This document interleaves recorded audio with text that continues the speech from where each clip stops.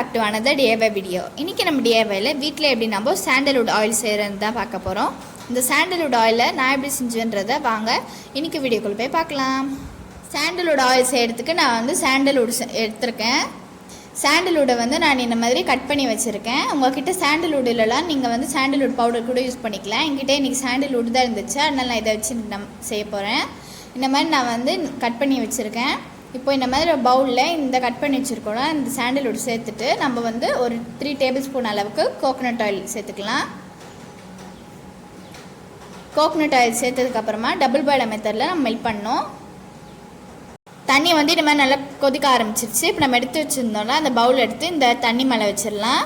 இப்போ வந்து நம்ம இல்லை கிளாஸ் பவுல் யூஸ் பண்ண தேவையில்ல. கிளாஸ் பவுல் யூஸ் பண்ணோன்னா வந்து கிளாஸ் பவுல் வந்து உடஞ்சிரும். நம்ம சில்வர் பவுல்லே நம்ம இது செஞ்சுக்கலாம்.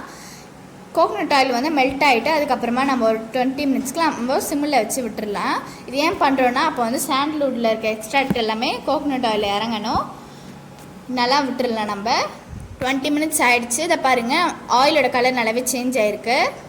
இப்போ நம்ம ஸ்டவ் ஆஃப் பண்ணி நம்ம இந்த எடுத்து வச்சிடலாம். இப்போ வந்து இது நம்ம 2 டேஸ்க்கு சன்லைட்டில் வச்சு எடுக்க போகிறோம். சன்லைட்டில் நம்ம வச்சு எடுத்துடலாம். 2 டேஸ் ஆகிடுச்சு. இதை பாருங்கள், நம்மளோட ஆயில் கலர் நல்லாவே சேஞ்ச் ஆகிருக்கு. இன்னும் நல்லா சூப்பராக இருக்குது. ஸ்மெல்லும் வந்து சூப்பராக இருந்துச்சு. இப்போ நம்ம வடிகட்டி எடுத்துடலாம். நம்ம வந்து எண்ணெயை மட்டும் ஃபில்டர் பண்ணிடலாம்.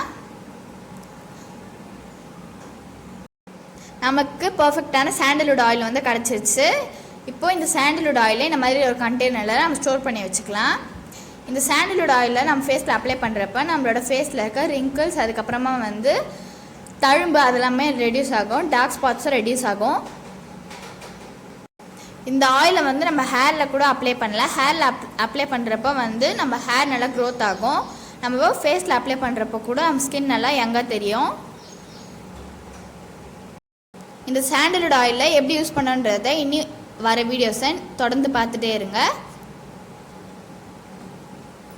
இந்த சாண்டல்வுட் ஆயிலை நீங்கள் உங்கள் வீட்டில் ட்ரை பண்ணி பாருங்கள். உங்களுக்கு இந்த வீடியோ பிடிச்சிருந்தா உங்களோட ஃப்ரெண்ட்ஸ் அண்ட் ஃபேமிலிக்கு ஷேர் பண்ணிவிடுங்க. இன்னொரு DIY வீடியோவில் நம்ம சந்திப்போம். பாய்.